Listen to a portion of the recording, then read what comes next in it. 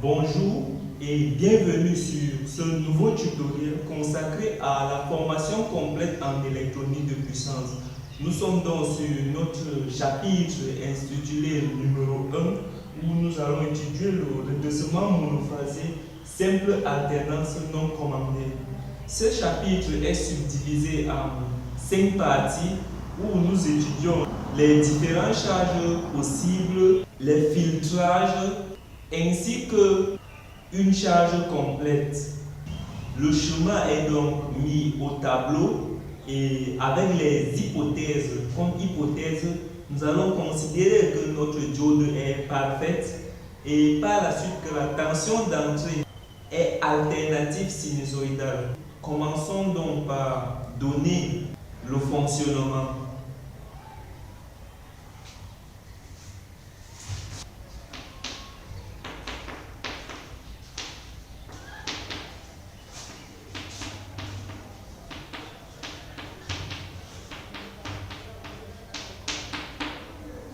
Nous allons commencer avec l'étude qualitative. Dans l'étude qualitative, nous allons donner le fonctionnement et tracer les grandeurs caractéristiques.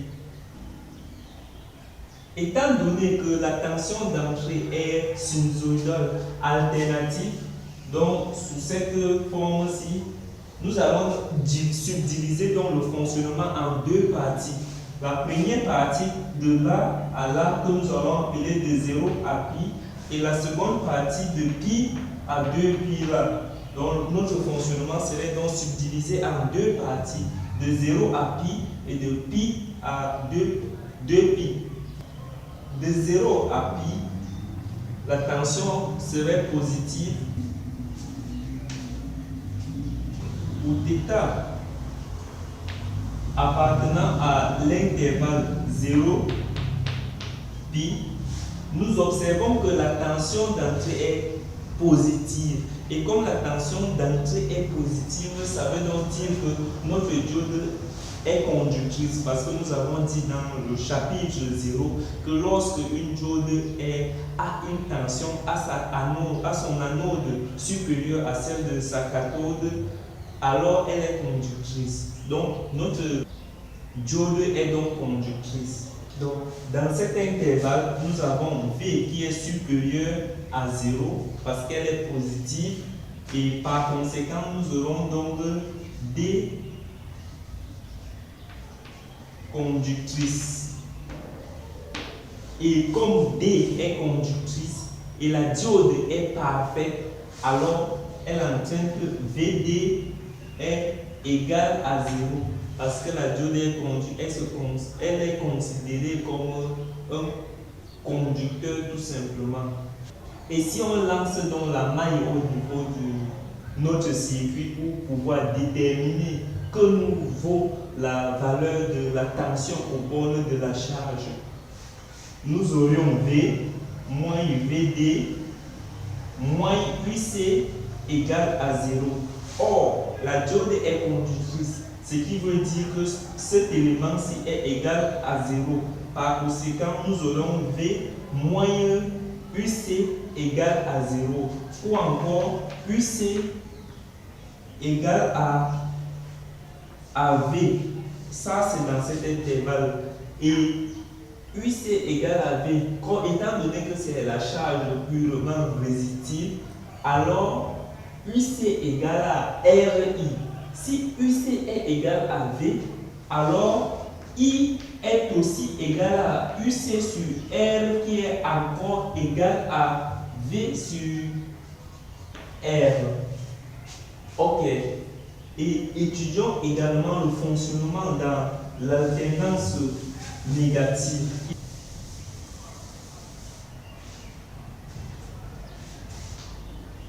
Pour θ appartenant de 0 à 2 pi, nous voyons que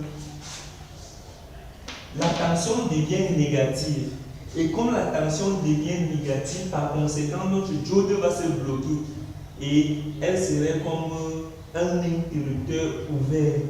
D'où, dans l'alternance négative, on a V inférieur à 0 et par conséquent D bloqué. Et comme la diode est bloquée, nous avons ainsi la tension à ces bornes n'est plus égale à 0 parce qu'elle est bloquée. Pour plus d'informations, nous allons lancer encore la maille de nouveau pour pouvoir voir que nous vaut la valeur de UC, que nous vaut la valeur de IC, ou encore que nous vaut la valeur de la tension aux bornes de la diode. Nous avons toujours notre V moins VD moins UC qui est égal à 0. Étant donné que elle se comporte comme un interrupteur ouvert, alors aucun courant ne traverse dans la résistance R. Si aucun courant ne traverse dans la résistance R, ça veut dire que la tension aux bornes de la résistance ou encore la tension aux bornes de la charge est égale à 0. Et si la tension est égale à 0, ça veut dire que c'est cet élément-ci qui est égal à 0. Par conséquent, nous aurons V moins VD égale à 0. Par conséquent, V est égal à VD. Donc, dans cet intervalle-ci, nous avons toujours UC égale à 0 et V égale à VD. V égale à VD, celui-ci, IC égale à 0. Voilà ainsi le fonctionnement dans la deuxième alternance. Alors, passons donc maintenant à la représentation des courbes.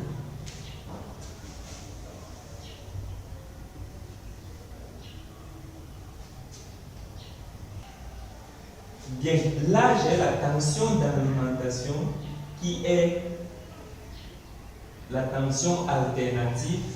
Ensuite, j'ai, n'est-ce pas, la tension aux bornes de la charge UC et j'ai la tension aux bornes de la diode là. La tension d'alimentation étant sinusoïdale, elle est donc représentée comme celui-ci, de 0 à pi jusqu'à 2pi.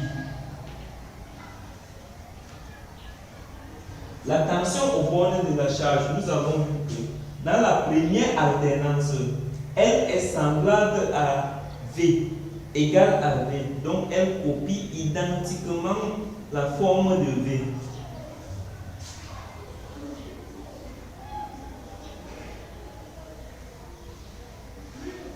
Et dans la deuxième alternance, elle était égale à 0.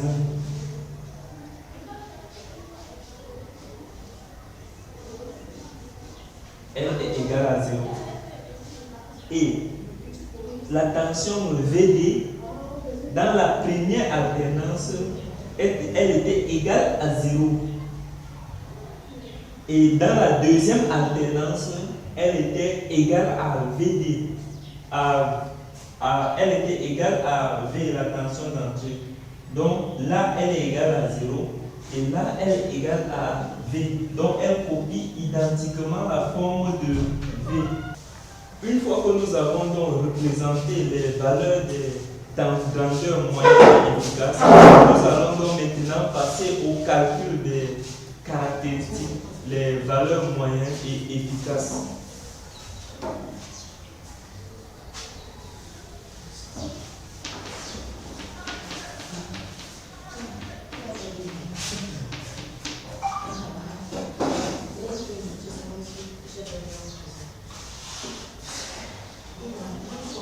Dans cette étude quantitative, nous allons commencer par calculer les valeurs des tensions moyennes.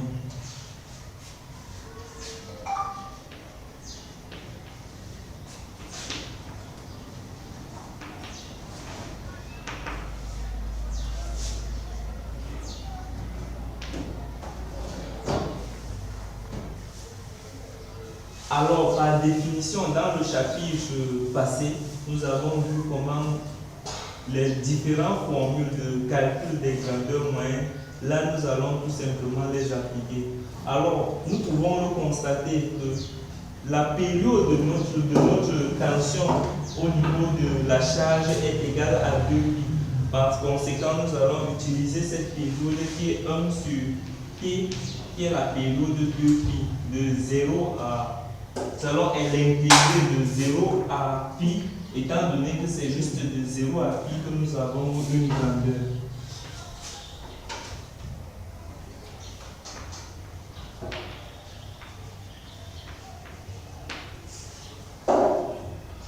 Et que nous donne cette intégrale.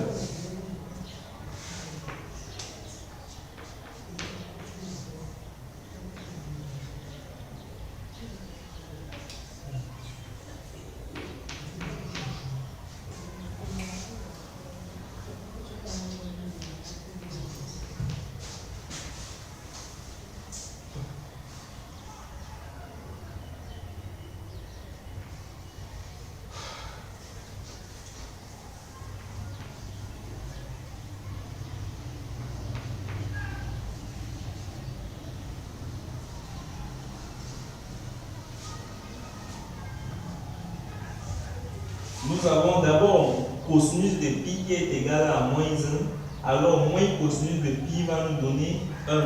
Et par la suite, cosinus de 0 est aussi égal à 1. Et nous aurons donc 2 là.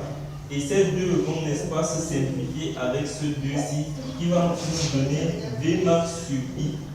Alors, dans le redressement simple alternance, la valeur de la tension aux bornes de la charge n'est rien d'autre que V max sur pi. Donc, QC moyen est égal à V max sur pi.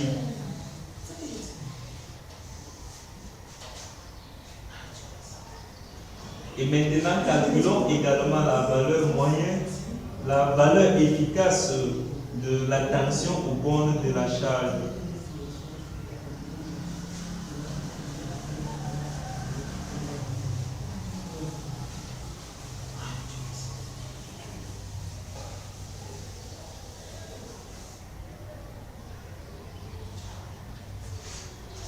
Pour les tensions efficaces, nous aurions donc également à utiliser la formule dans l'expression du passé, qui est la formule que nous avons donnée dans le chapitre passé.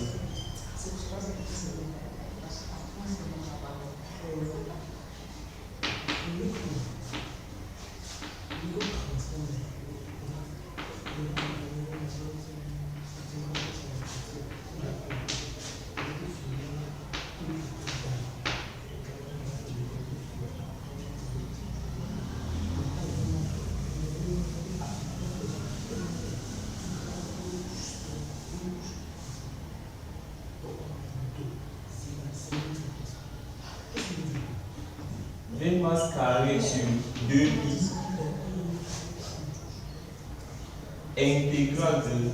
Si nous allons décomposer l'expression de sinus carré de θ, nous savons que sinus carré de θ plus cosinus carré de θ égale à 1. Et cosinus carré de θ moins sinus carré de θ égale à cosinus de 2θ.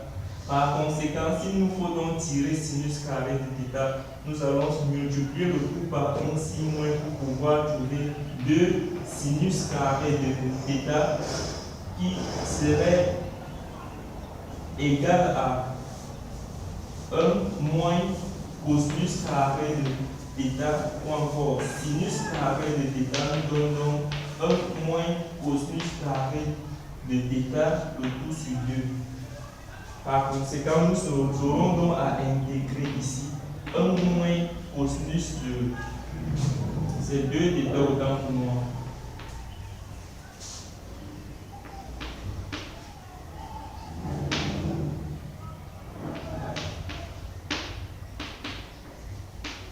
Donc, V max sur 4π intégrale de 1 moins cosinus de 2θ d de θ.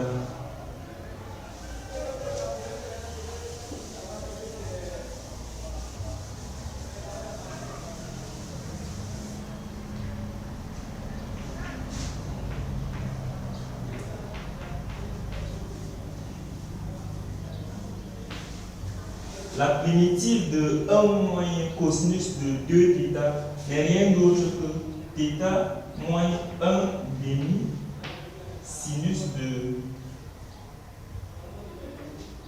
2 θ.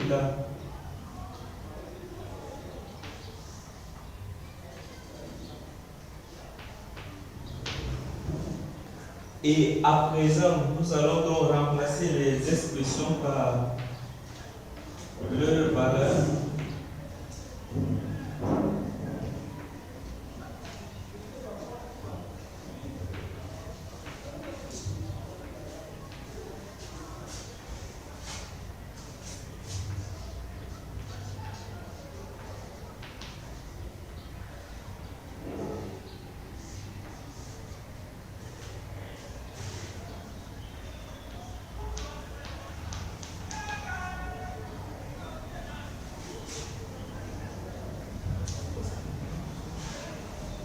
V marque sur 4 pi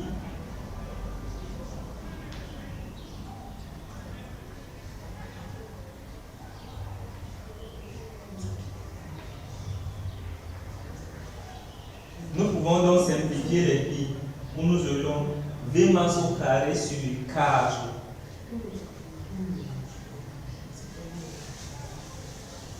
Donc UC efficace au carré égale à V max carré sur 4. Donc, UC efficace nous donne donc V max sur 2.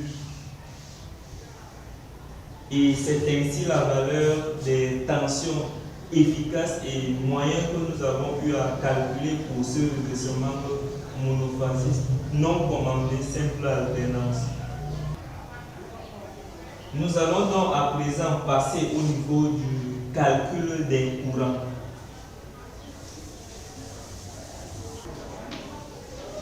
Calcul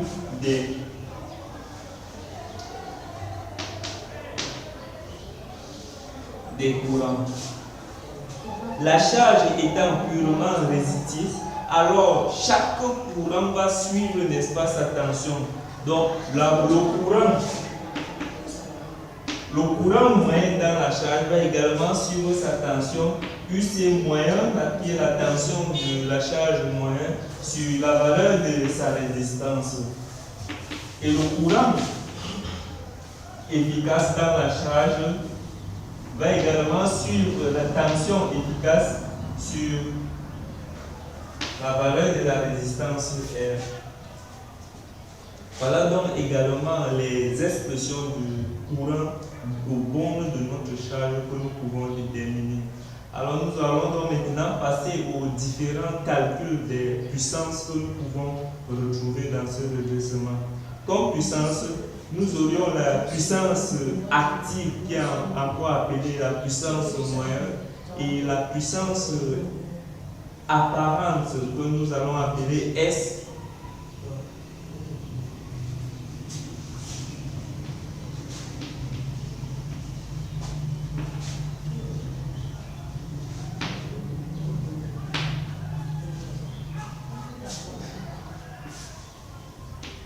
Alors, pour la puissance moyenne, encore appelée la puissance active, cette puissance est totalement dissipée dans la charge est résistive.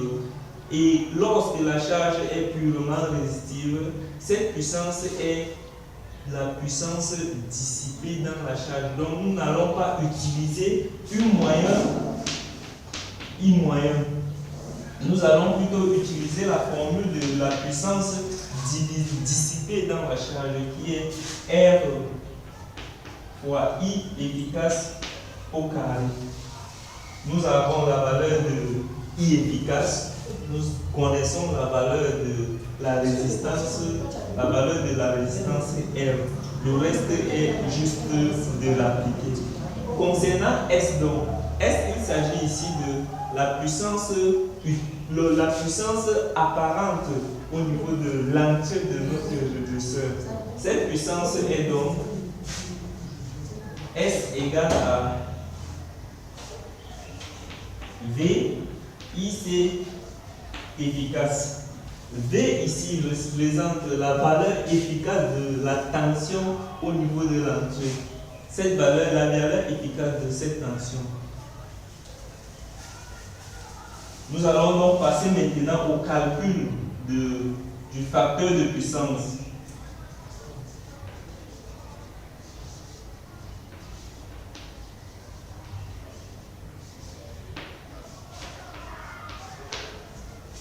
Alors, par définition, nous connaissons que le facteur de puissance est égal à la puissance moyenne sur la puissance apparente. Donc, nous allons utiliser notre facteur de puissance qui serait égal à P sur S. Connaissant l'expression de P et l'expression de S, nous pouvons ainsi facilement calculer la valeur de ce facteur de puissance. Alors, nous allons donc maintenant passer au calcul des autres grandeurs qui peuvent nous être également utiles, à savoir le facteur de forme et le taux d'ondulation.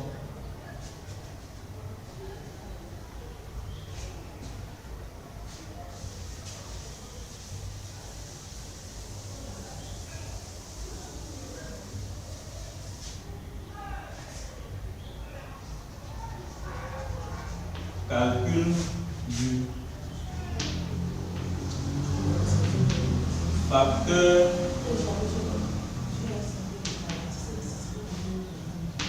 de forme. Ce facteur de forme est simplement égal à la valeur efficace divisée par la valeur moyenne. On peut utiliser les valeurs soit en tension ou soit en courant. Donc le facteur de forme égal à UC efficace sur UC moyen ou encore IC efficace sur IC moyen.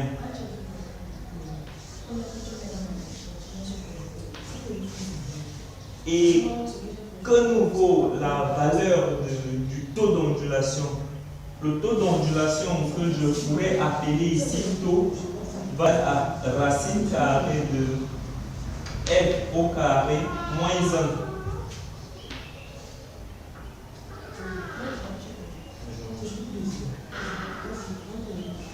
1. Ainsi présenter la totalité du redressement monophasé simple alternance non commandée.